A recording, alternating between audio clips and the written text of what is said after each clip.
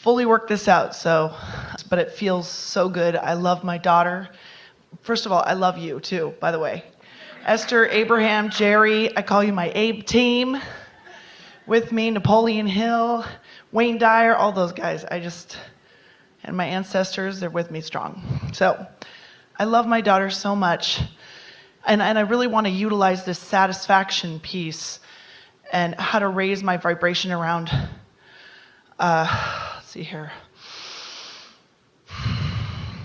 Like, I kind of have this in my craw that I can't, which I know is not true, but that I can't really maintain this stable place of high vibration with her in my life. And it just feels like I don't, like, I get stumbly even with my words right now. But with her... It's because you've developed patterns of meddling. Really? In other words, I feel like I try to keep my hands off pretty well, but... Yeah. That's what's stuck in your vibrational craw. Because when you really, really, really care about something, you think about it more.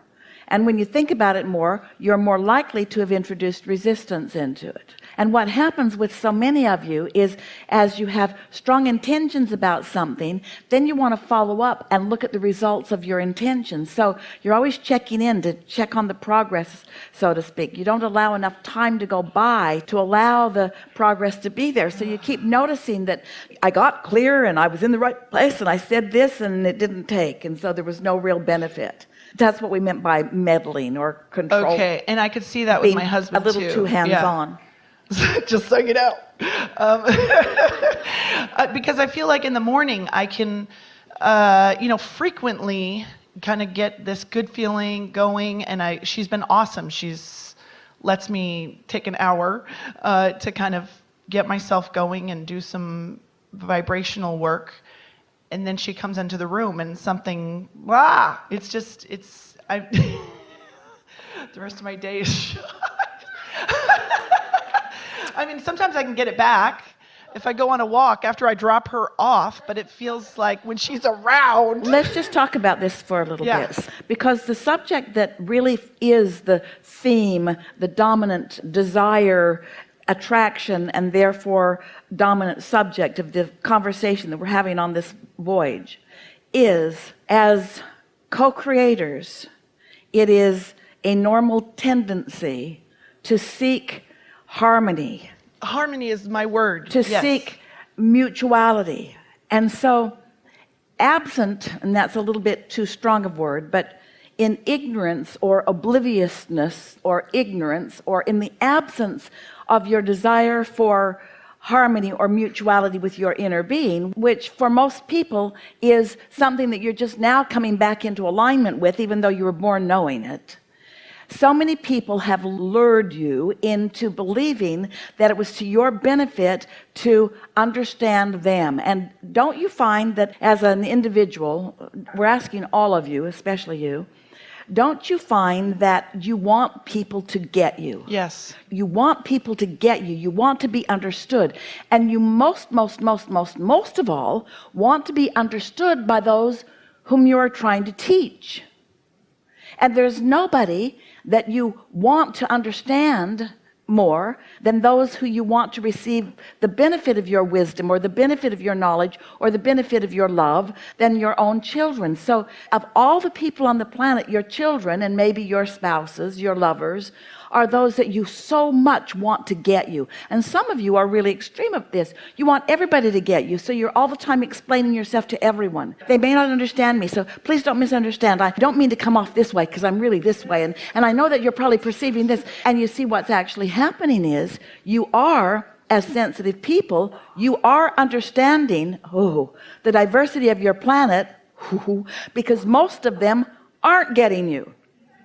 They don't have the capacity to get you. There are vibrational barriers. It's not just cultural. It's not just language. It's vibrational barriers that make it impossible for everybody to get you. And because you've been so avidly seeking mutuality with so many of them, you're more interested in others getting you than you are in finding mutuality with your own strength and your own knowledge and your own guidance and your own. Does that make sense to you?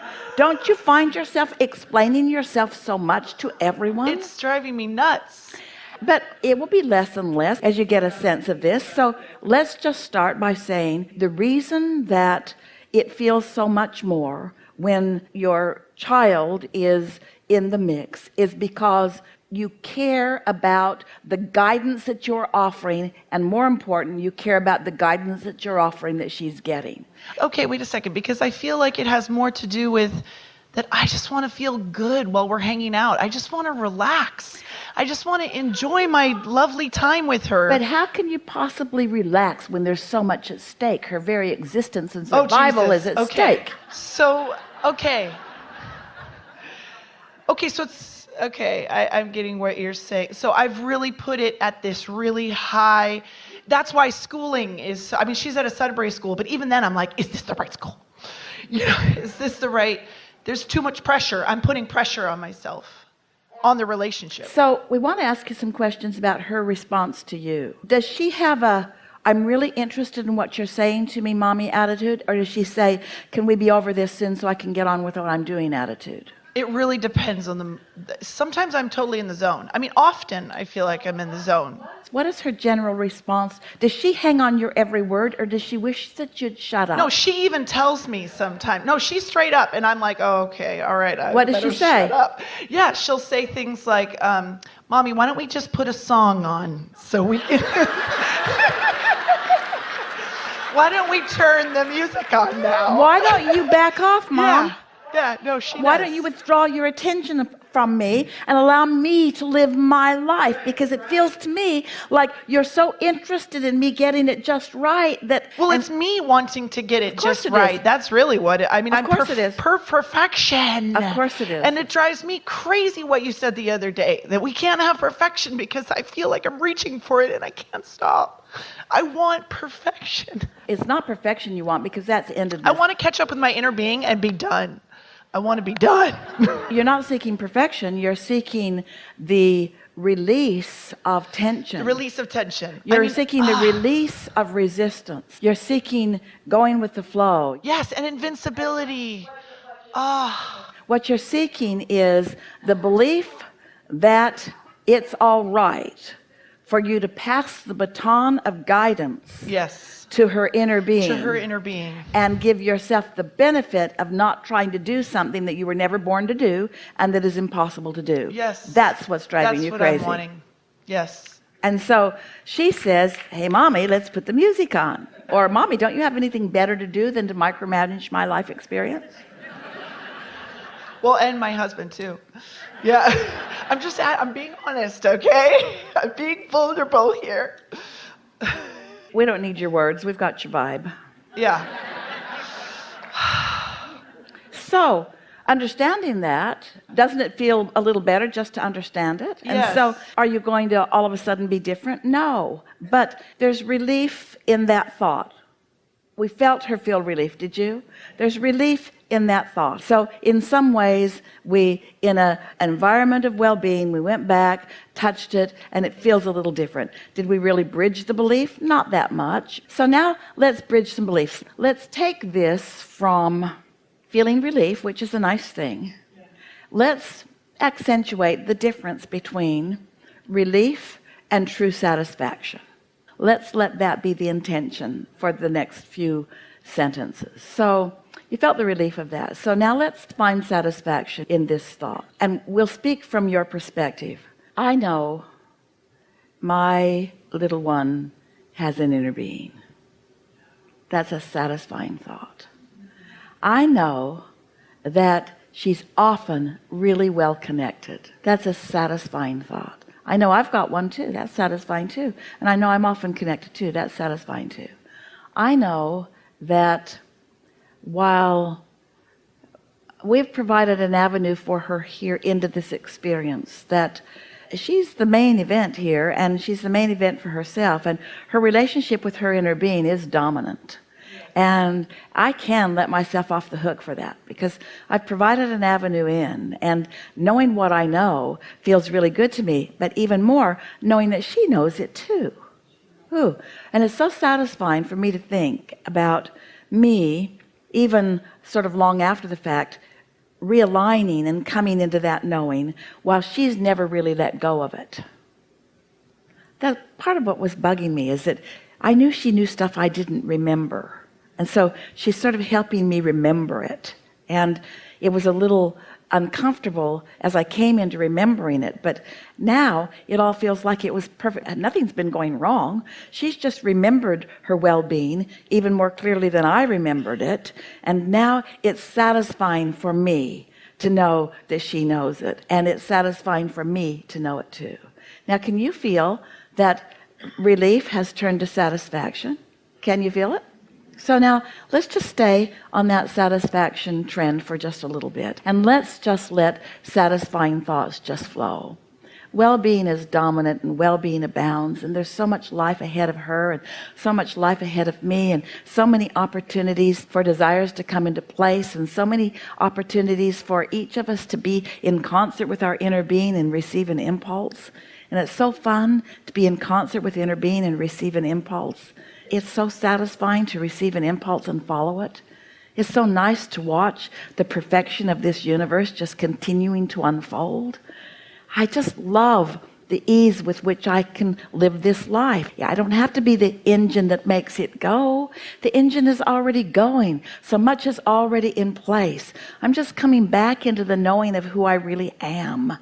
And the agreement that I struck with my little one is that she would come remembering, and even though I'd sort of forgotten, she would remember, and then I would remember, and then we would know together. How satisfying is that?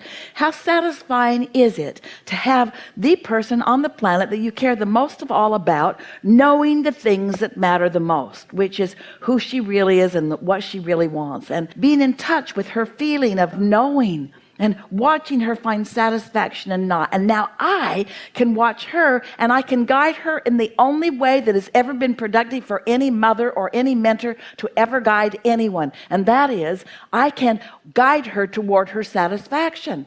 And when she's in a moment of dissatisfaction, I can back way off, because that's what I want to do when I'm in dissatisfaction. Back way off.